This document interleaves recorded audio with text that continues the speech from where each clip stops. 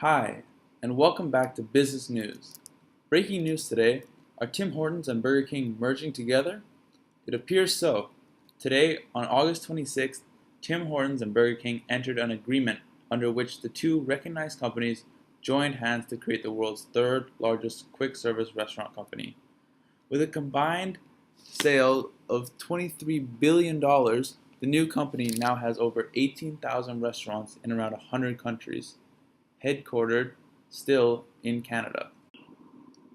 The reason for having the headquarters located in Canada for all these years is due to the low corporate taxes they pay compared to the US. Burger King also took this opportunity to move their headquarters to Canada due to the low corporate taxes that they pay. Now, just to be clear, merging is when two businesses usually in the same market agree to integrate as a single organization. We will now talk about the benefits and the disadvantages of two companies merging together. Now, an advantage of businesses combining this will allow them to increase performance as well as decrease costs. This is a economics to scale where since they require more land for both companies to join, like when they're setting up a restaurant or an office, then the overall price will be decreased. Another advantage is that when businesses combine, they now have twice as many employees that they can work with. However, there are some disadvantages to this, and we will get to them. A major advantage is that since people are exposed to these two companies in different locations, they can now open up merged businesses in other locations where they can expose their Tim Hortons or Burger King to these new locations where people will maybe start to like them and want to buy at their restaurants more, and they'll earn more profit. Now let's talk about some of the disadvantages. Although there are many benefits to two companies merging, there can be some limitations. For example, one could be conflicts over money. Who gets what percentage amount of money? Generally, when two businesses merge, they own the same percent of the company, but this can be debatable, and there can be conflicts that arise over this. Another disadvantage, which could also be an advantage, but in this case it's not, is that when decisions are made, there are more people that have to be consulted about each decision. Now, the reason I say this can also be an advantage is because if people work well and cooperate well, then they can get more points of view on making a decision. However, if they do not cooperate well and someone has an idea of their own that they want to put in place, then they still have to consult everyone on the team before it's finalized. When two companies merge, they have now got employees from both companies. The problem is, though, if one company had higher expectations for their employees, then when the other company's employees merge over, they may not have the expectations. They may not lead up to the expectations of the other company. So if Tim Hortons had better employees than Burger King, and then suddenly they had to work with Burger King employees, they might get frustrated with the employees and have to cut some loose, which would affect Burger King and the employees who worked for the Burger King owners.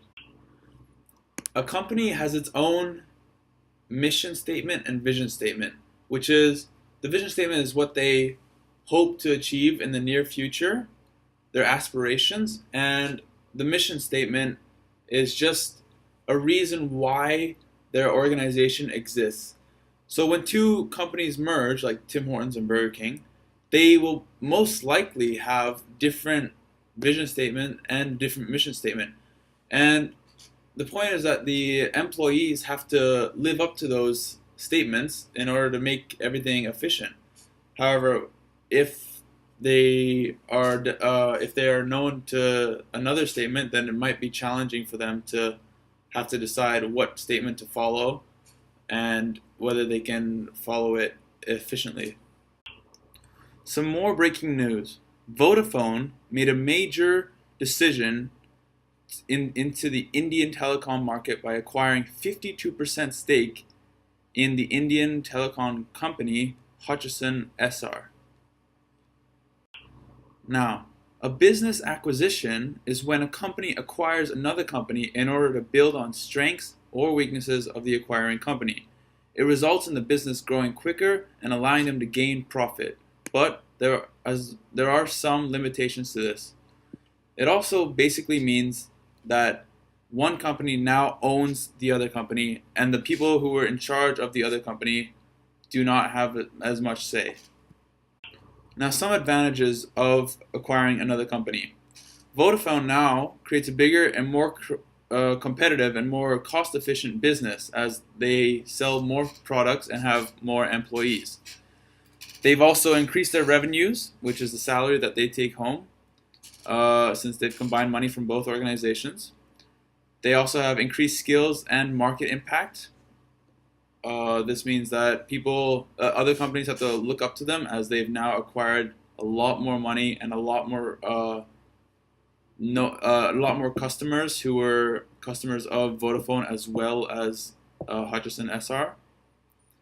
And the competition in the market is reduced as they are now as they are increasing to become the market leader when they own more organizations.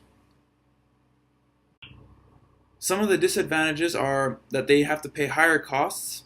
Businesses can require a lot of money, which may result in loss of money if their profits don't happen to go up, as they require more land and have to pay for rent where all the Hutchison SR stores were based and offices.